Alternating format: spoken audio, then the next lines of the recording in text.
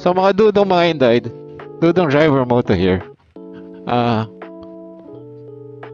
Usapang ano naman tayo? Usapang gas, diesel. Grabe, no? Parang in just 2 weeks, ang presyo ng gas nasa 90 plus na. Lalo na yung diesel. Although we were warned sa news na possible ganun nga mangyari, no? Pero grabe. Grabe na ito! Grabe na ititch! Charot.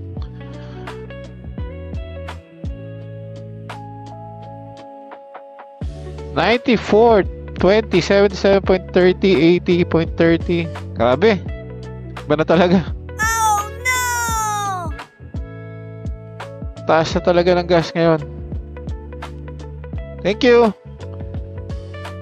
So, di natin alam, oh.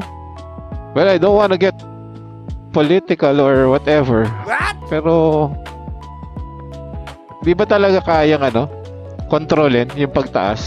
Well, there's this post ni Julio Fabian Vlog. Kuha yung picture ng, I believe 2016 yata yun. 30 something.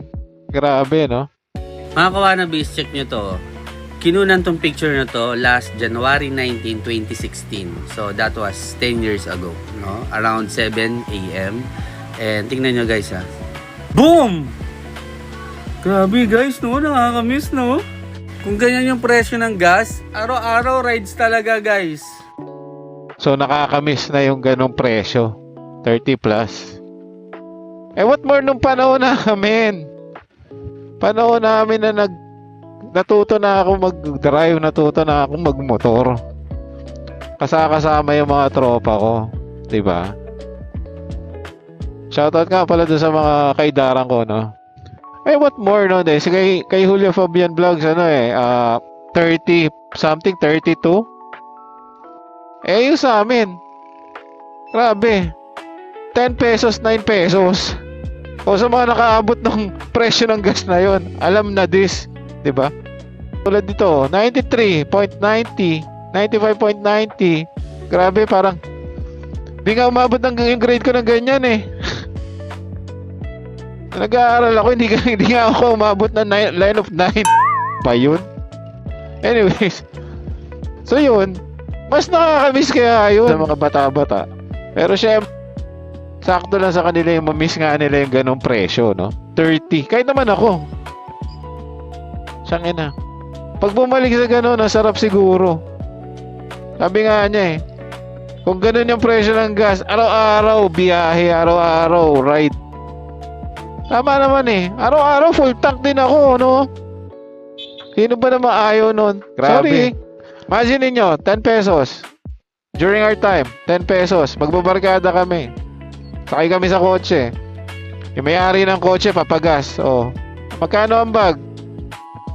'Di ba? Kahit magbigay ka ng 20, parang 'di ba, 20 pesos, 2 litro na 'yon. Ang laking bagay na nung panahon na 'yon. So imagine mo, 10 pesos, 100, 10 liters. Yung 10 liters na yun, dami na namin naikot no, no? Diba? Even right now, 10 liters is 10 liters, pero the price difference is sobrang layo. So yun nga, 10 pesos, 10 liters. Pero malayo-layo na. For example, biyahe kami, no? Pag-gas kami, 100. Makakapunta na kami ng Tagaytay niyan. Tagaytay, balik, ikot ng Makati. Pero wala akong kotse nun, ha? Ang may kotse nun, mga barkada ko. Mga barkada ko kasi yun. Mga mayaman yun eh. Ano lang tayo, sabit lang tayo dati, sabit. Tapos pati yung sa motor, hiram-hiram lang tayo before nun. During high school and college time. Kaya kung ikaw, Dudong Tinday, wala ka pang motor ngayon, kikisakay ka lang, angkas, mag-alala, dadating yung panahon, May sarili ka na rin motor. Sarili ka na rin kotse. So yun lang, no? Nakakamiss lang talaga. Nakakamiss lang din yung ganong presyo ng gasolina. Oh!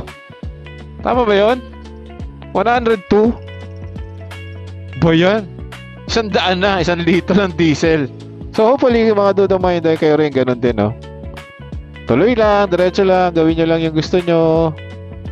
Not really gawin lang yung gusto nyo, gawin nyo yung lahat para to achieve your goals. Okay? So again, Dudong Driver Moto here. Peace out.